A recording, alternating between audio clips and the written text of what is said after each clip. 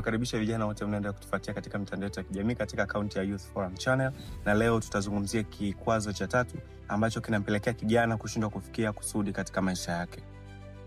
Tunaona kikwazo cha 3 ni kwamba kijana anaposhindwa kuwa na plan au kuwa na mpango madhubuti ambao atautumia ili kuweza kufikia kusudi lake, hii humpelekea yeye kufeli. Na ndio maana kuna msemo mmoja unaosema kwamba if you don't plan you are planning to fail.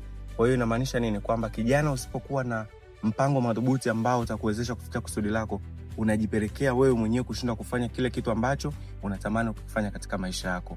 Hivyo nipende kukumbusha wewe kama kijana, mtu ambaye unatamani kufikia kusudi katika maisha yako, unatamani kufanikiwa katika maisha yako, hakuna siri nyingine zaidi ya kwamba unatakiwa kuwa na mpango madhubuti utakao kusaidia wewe kuweza kufikia lengo lako. Na mpango huu utautumia kama dira ambayo itakuongoza ili uweze kufikia kusudi ambalo unalitamani katika maisha yako. Anza leo kuwa na plani, anza leo kuwa na mpango madhubuti ambao utakusaidia kufikia katika kusudi lako.